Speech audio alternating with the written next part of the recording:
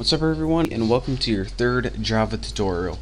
Now in this tutorial I'm going to be showing you guys how to download something called an IDE, where we're going to be writing our Java code. So again, there's one more last thing I need you guys to download, I promise, and then we're actually going to start programming Java. So in the last tutorial I showed you guys how to create a program in any notepad or any text editor and how you can run it from your command line. But the only problem with this, and it's kind of a big problem, whenever you have a program like this in a regular text editor, and say you have like a 1,000-line program, whenever you try to compile it and run it, if something's wrong with it, you have no idea what's wrong and you don't even know where to look. Therefore, it's sometimes useful to get a better editor just for Java, made specifically. So that's why we need to download something called an IDE. And I'm going to show you guys how to do that right now. Go ahead and open up your internet browser and go ahead and click eclipse.org. And Eclipse is pretty much a special text editor for only Java. So once this loads, go ahead and on the main page you're going to see something called downloads. Go ahead and click downloads. Now this is going to give you a couple downloads to click from.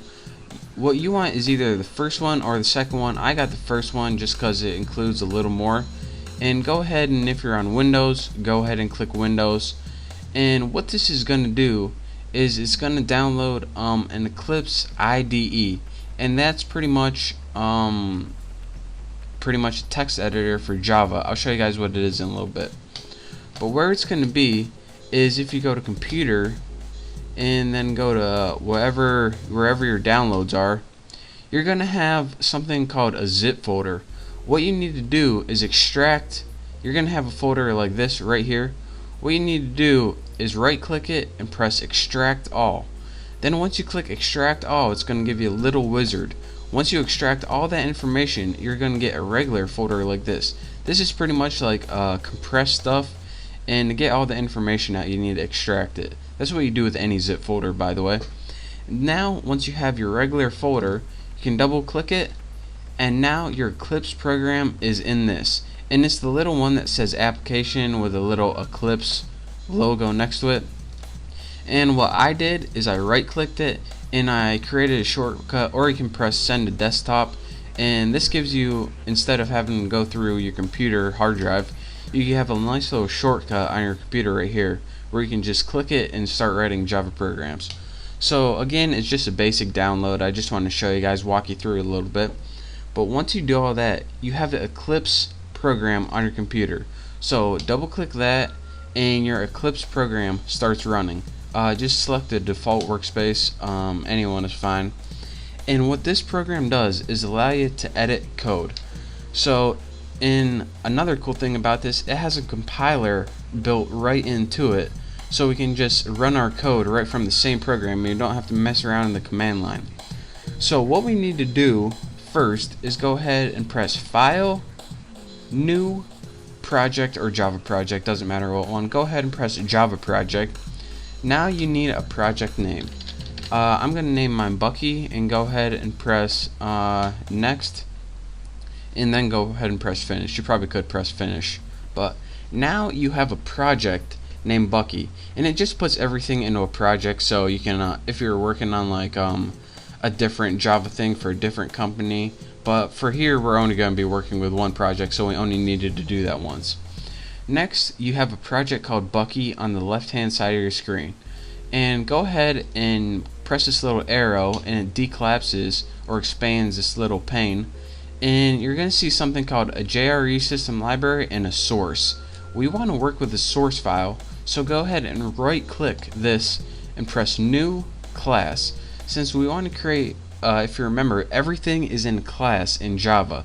So go ahead and click this, and you got to name your class something. Go ahead and I'm going to name mine Apples, and go ahead and press finish. Now as you can see, it already starts writing the code for us, public class. Now I'm not going to be teaching you how to write code in this tutorial. I already have a class named Apples from last tutorial. So I just wanted to get you guys set up in Eclipse in this tutorial. So let me go ahead and paste a program I already wrote. It's the same program I wrote in the last tutorial. And now once you have a program, I'm just going to show you guys how to run it, and then in the next tutorial I'm going to show you how to write everything. How to run programs in Eclipse. What you do is press this little circle with a triangle in it, and that says run. And if you go ahead and press that, what your program does is just go ahead and run as Java application. Go ahead and click OK, OK, and down here it just runs your program. So that saves you a ton of time from saving it, finding the path, going in the command line. This is about 8,000 times easier than using a command line. So again, follow those instructions, and I want to show you guys one more reason why this is useful. In the command line in Notepad, if we had an error, then it would just mess up and it wouldn't tell us what's wrong. In this one, say instead of system we wrote syst something like that. That isn't a valid code, so whenever we try to run this and press OK, it says error exists. And then down here it says, alright, where does it exist? On line 3, right here. So you go 1, 2, 3, here's where your error is. Bam, you know exactly where it is and what you need to fix. So again, Eclipse is a really powerful tool, and that's the last thing I wanted to teach you guys.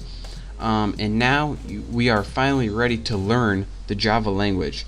So now that you have done all of that, make sure to check out my next tutorial where I'm going to be teaching you what all this crap finally means, and finally how to write the Java language in syntax. So again, I want to thank you guys for watching. Thank you guys for sticking with me running all of these programs and getting Java set up. I know it's a pain in the butt, but thank you guys. And again, make sure to subscribe to my channel. Thank you guys for watching, and I'll see you next tutorial.